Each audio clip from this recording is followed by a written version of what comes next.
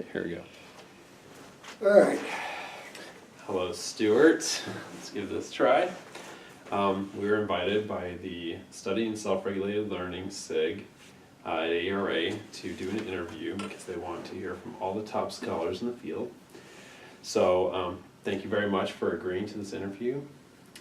What they want to know basically is who you are and where you've been and what kinds of tips you have for graduate students. Well, my appointment here at the University of Michigan as a research professor in the School of Education. I'm connected with my program in education psychology. I also have an appointment, adjunct appointment in the Department of Psychology, so it's really mixed. And I've been working in some phase of educational psychology for my entire career. I started actually as an undergrad at the University of Michigan in the School of Architecture, decided that was not for me, and moved over to a general curriculum, and happened to meet Bernie Weiner, who way before he was into attribution theory was a graduate research assistant, working with Jack Atkinson, and who was working on achievement motivation. And this was a major hub of work on achievement motivation. And so I joined their research group as an undergrad, and then really just shifted into graduate school and continued to do work on achievement motivation. After graduating from the University of Michigan, I started to lose my interest actually in achievement motivation, as did a lot of people, because of its constraints as a personality characteristic, and started to do work in social psychology, and in particular some work on helping behavior, which was popular at the time. And then started to think more about the other side of that, which was help-seeking rather than help-giving.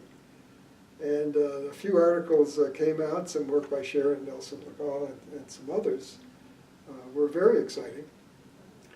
So I did some studies on help-seeking, and soon after that was invited to join a national center that was here at the University of Michigan. I was then teaching at Eastern Michigan University, not far from here. And at the National Center was this, then I think a postdoc called Paul Pintrich. So I really met him when he began his career, and also Bill McKeechee. So I got introduced to the MSLQ, and that was really my introduction to the broader field of self-regulated learning. So help-seeking actually was a part of the MSLQ, but it wasn't a major focus. It was part of the resource management part. So I brought to the center, I brought to that group the broader area of help-seeking, and of course continued to do work on help-seeking as I do now. So that's been one of my major areas. But more generally, really in a way that follows Paul's work, which of course, myself and a lot of others were influenced by Paul, was combining motivation and self-regulation.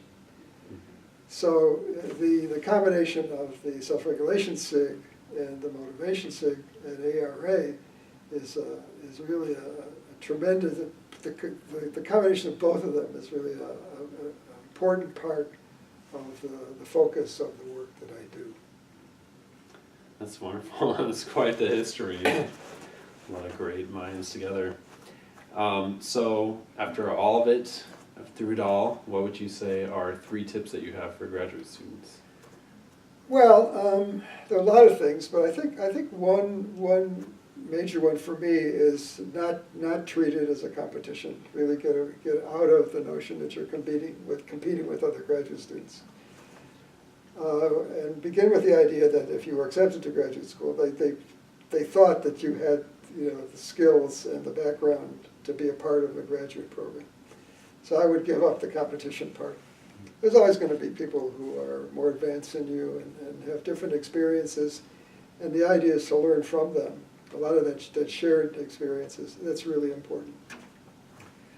I think another thing is really to begin actually very early in your graduate career thinking about your dissertation. That may seem like a leap, but really it's not.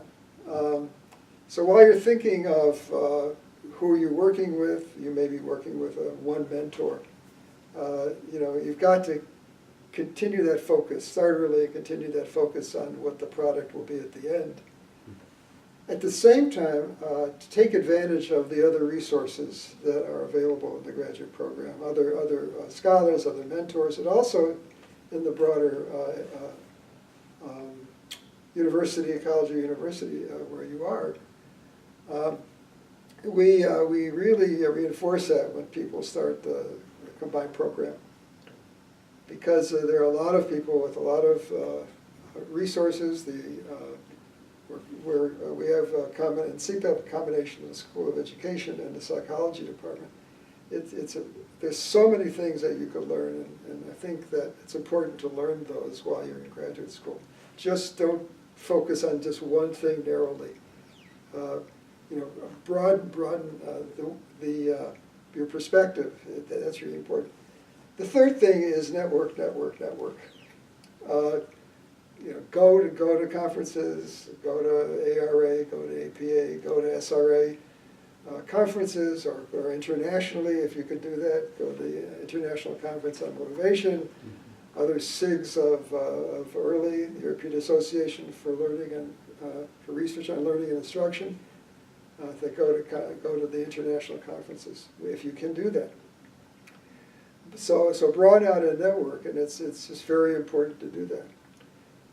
Give papers if you can, that's critical, and as part of it. A lot of the important things that you will learn are from other people, and not only in the curriculum, but from others.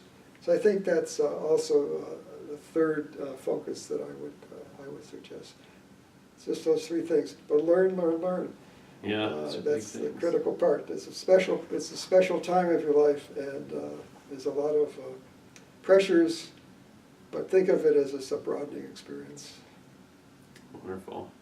Well, thank you so much again. I'm sure there's a lot of really good ideas there that graduate students will stand to benefit from. So thanks again for your time. Glad to be invited to contribute.